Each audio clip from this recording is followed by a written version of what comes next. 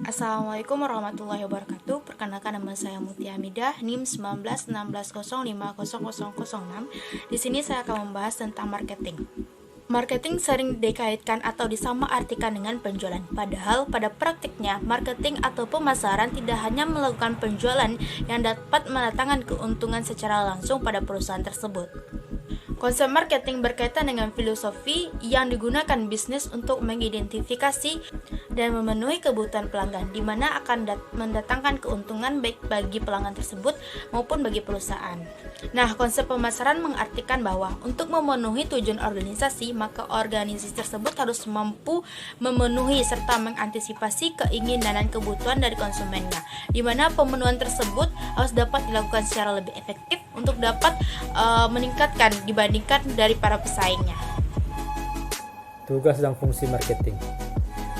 Tugas marketing yang pertama menyediakan sarana operasional, meliputi segala proses pengumpulan informasi, komunikasi, penyortiran, serta pembiayaan. Yang kedua itu menghasilkan pemasukan bagi perusahaan dengan cara melakukan penawaran dan penjualan terhadap produk yang dihasilkan oleh perusahaan. Fungsi marketing yang pertama, riset. Bertujuan untuk menggali informasi pengembangan produk yang sudah ada. Yang kedua, promosi. Bertujuan untuk mengenalkan produk atau jasa dari marketer ke calon konsumen. Yang ketiga itu distribusi. Bertujuan untuk menerapkan perencanaan strategi yang baik dan benar agar bisa sampai ke tangan konsumen dengan cara pendistribusian yang tepat, dengan cara dipindahkan, diangkut, dan disimpan. Yang keempat itu perantara. Marketing yang bertugas menghubungkan aktivitas pertukaran dengan distribusi fisik. Aktivitas fungsi perantara antara lain meliputi pembiayaan, pencarian informasi, pengklasifikasian produk. Warahmatullahi wabarakatuh. Srinal Trisna, NIM 1916050094 menjelaskan strategi pemarketing bank. Tujuan dilakukan pemasaran dari pihak perbankan, yakni memenuhi kebutuhan para nasabah mengenai produk dalam pelayanan yang diinginkan. Selanjutnya, memaksimalkan kepuasan nasabah terhadap pelayanan yang diberikan bank dan meningkatkan keuntungan dalam bank dalam pencapaian omset agar dapat menguasai pasar keuangan dalam perbankan dalam keberadaan pesaing. Guna menghadapi pesaing yang sangat ini semakin ketat dalam untuk memperluas jaringan bisnis. Dalam menjalankan strategi untuk memasarkan produknya, bank mempunyai beberapa bentuk strategi yang diterapkan. Nah, yang pertama, strategi produk, yaitu strategi instrumen atau perangkat yang dapat dibeli ataupun dijual oleh pihak bank. Nah, yang kedua, yaitu strategi pemasaran bank. Nah, produk sisi pasifa yang berasal dari masyarakat harganya lebih murah dibandingkan produk di sisi aktiva, yakni dalam bentuk kredit. Nah, adapun penetapan harga setiap produk yaitu cost of loanable funds, yakni diperhitungkan dengan hitungan serendah mungkin. Nah, yang kedua, untuk tingkat suku bunga SBI telah ditentukan tersendiri dari Bank Indonesia. Nah, yang ketiga, tingkat bunga atau tingkat harga yang digunakan dari harga patokan oleh pesaing. Nah, yang keempat, profit margin atau spread yang layak. Nah, untuk yang ketiga, strategi yang digunakan yaitu strategi lokasi. Nah, dalam menjalankan strategi pemasaran pada produk barang industri ataupun manufaktur dapat dikenal dengan rangkaian atas saluran distribusi. Nah, hal ini merupakan jalur pemasaran untuk banyak produk yang sudah dihasilkan oleh perbankan. Nah, strategi yang terakhir yaitu strategi promosi. Nah, promosi untuk pengenalan image dan produk unggulan dari bank tersebut. Bismillahirrahmanirrahim. Saya Syarifuddin dengan NIM 1916015019 lanjutkan dari YP yang mana marketing crowdfunding yaitu mengumpulkan dana dari nasabah ke bank dan juga lending adalah proses penyaluran dana yang telah disimpan di dalam bank itu kepada masyarakat melalui sistem yang namanya pinjaman. Nah, di dalam pinjaman ini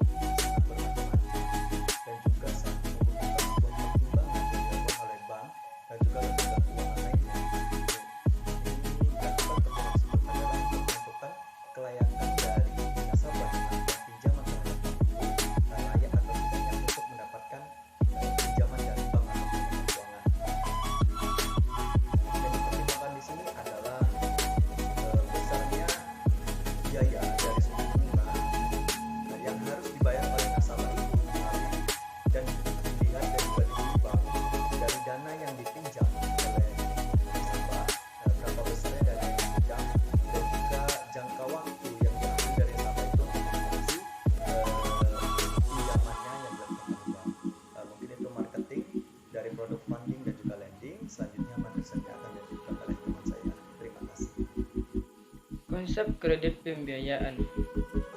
Kredit merupakan fasilitas keuangan yang memungkinkan seseorang atau badan usaha meminjam uang untuk membeli produk dan membayarnya kembali dalam jangka waktu yang ditentukan dengan dikenakan bunga.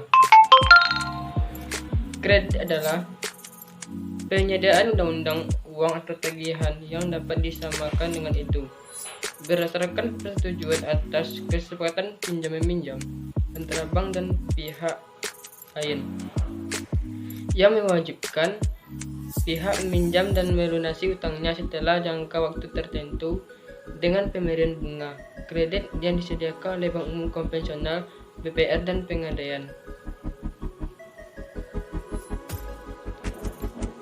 Pembiayaan merupakan dukungan pendanaan atau kebutuhan atau pengadaan barang atau aset jasa tertentu yang mekanisme umumnya melibatkan 3 pihak.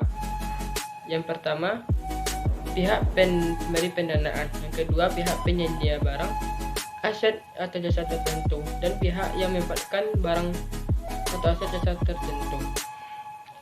Assalamualaikum warahmatullahi wabarakatuh. Saya Diatma Sari, NIM 19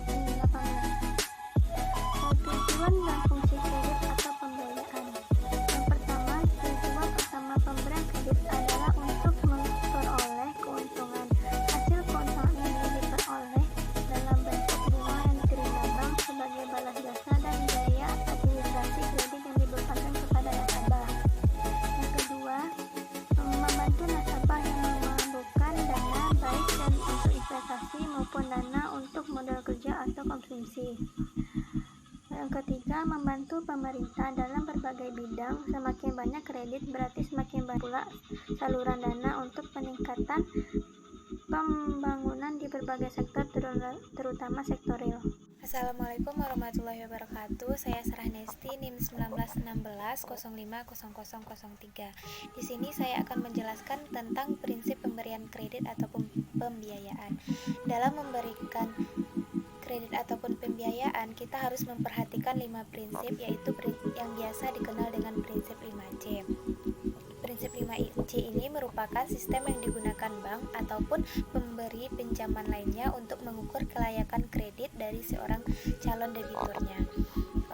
Prinsip 5C yang pertama itu adalah karakter. Nah, sebelum memberikan kredit kepada nasabah kita atau memberikan pembiayaan, kita harus mengetahui dulu bagaimana karakter dari calon debitur tersebut. Bagaimana reputasinya, bagaimanakah lingkungan tempat tinggalnya, bagaimana lingkungan tempat usahanya, dan apakah hubungannya dengan bank baik atau tidak. Hubungannya ini dapat dilihat melalui bank checking. Sedangkan C yang kedua adalah capacity. Capacity ini dapat dilihat dari berbagai aspek. Yang pertama itu dari aspek manajerial capacity. Aspek manajerial capacity ini dilihat dari pengalaman debitur dalam mengelola dan mengembangkan usahanya selama usaha itu masih ditanganinya. Yang kedua dari indikator risikonya. Indikator risiko ini bagaimana manajemen bersikapnya, one man show, manajemen agresif dalam pengembangan bisnis. Risiko ini kan merupakan penyalahgunaan kredit untuk kegiatan di luar aktivitas usaha yang dibiayai. Sedangkan indikator yang ketiga adalah financial capacity. Financial capacity ini merupakan kemampuan debitur dalam mengelola keuangan perusahaan segala first while out dalam pengembangan kredit. Indikator risiko dalam financial capacity ini merupakan manajemen memiliki kemampuan mengelola keuangan yang buruk, kinerja keuangan perusahaan tidak baik, tetapi memiliki prospek pengembangan risiko bank untuk keuangan usaha sewaktu-waktu dapat memburuk. Sedangkan indikator yang terakhir adalah technical capacity. Analisis proses produksi, identifikasi risiko pada proses produksi secara lengkap. Assalamualaikum warahmatullahi wabarakatuh. Baiklah, selanjutnya 3. Capital onshore atau dana sendiri, tingkat risiko yang siap ditanggung oleh pemilik keseriusan menjalankan usaha dan pembayaran kredit yang dilihat. 4. Condition analysis atau kondisi industri mikro dan kondisi ekonomi makro. Tujuan bersama informasi finansial capacity digunakan untuk memprediksi prospek usaha di masa yang akan datang.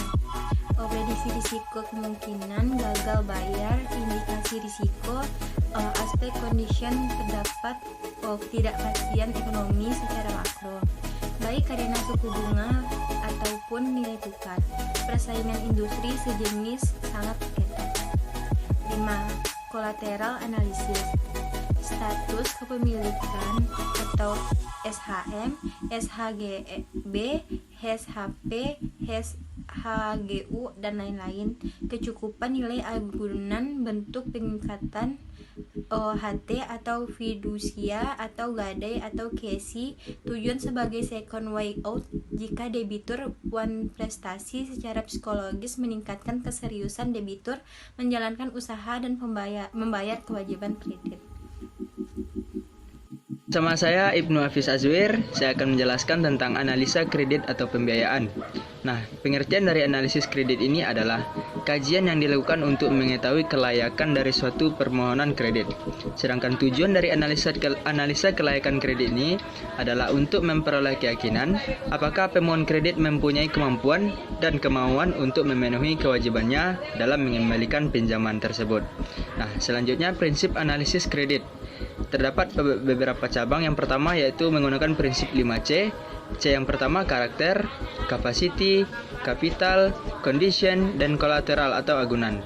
Selanjutnya prinsip 5P dalam analisis kredit. Yang pertama party atau golongan, di mana kita mencoba untuk menggolongkan calon debitur ke dalam kelompok tertentu menurut karakter, capacity, dan kapitalnya. Sedangkan yang kedua adalah yaitu purpose atau tujuan. Tujuan sebenarnya atas penggunaan kredit bagaimana berkaitan dengan aspek sosial dan meninjau kembali apakah sesuai dengan tujuan awalnya. Yang ketiga ialah payment, yaitu sumber pembayaran. Perlu diestimasi bahwa kemungkinan besarnya pendapatan yang akan dihasilkan, sehingga pihak debitur akan dapat menghitung kemampuan dan kekuatan debitur untuk membayar kembali kreditnya. Sekaligus dapat ditentukan cara pembayaran dalam jangka waktu pengembalian kredit. Yang keempat yaitu profitability atau kemampuan memperoleh laba. Bukan saja keuntungan yang dicapai oleh debitur saja, tetapi juga dinilai akan dan dihitung keuntungannya yang akan didapati oleh kreditur jika memberikan kredit kepada debitur tertentu. Yang kelima yaitu protection atau perlindungan. Sebagai antisipasi jika terjadi hal-hal yang tidak diinginkan, maka pihak bank meminta jaminan atau kolateral kepada debitur. Sekian dari saya. Assalamualaikum warahmatullahi wabarakatuh. Assalamualaikum warahmatullahi wabarakatuh. Saya Sepi Mustian, NIM 1916050017. Saya akan menjelaskan tentang prinsip 3R, return hasil yang dicapai. Di dalam hasil yang dicapai, penilaian atas hasil yang akan dicapai oleh usaha debitur dibantu dengan pinjaman dari kreditur. Dan yang kedua, poin yang kedua, repayment atau pembayaran kembali. Kreditur harus menilai beberapa lama usaha yang dapat membayarkan kembali pinjaman sesuai dengan kemampuan. Pembayaran kembali repayment atau capacity, apakah kreditur harus diangsur atau dicicil atau dilunasi sekaligus di akhir periode.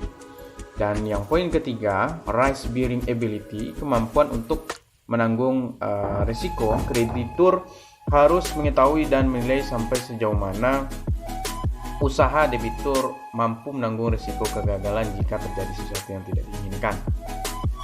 Kemampuan menanggung risiko juga ada di pihak kreditur. Baiklah, itu saja yang bisa kami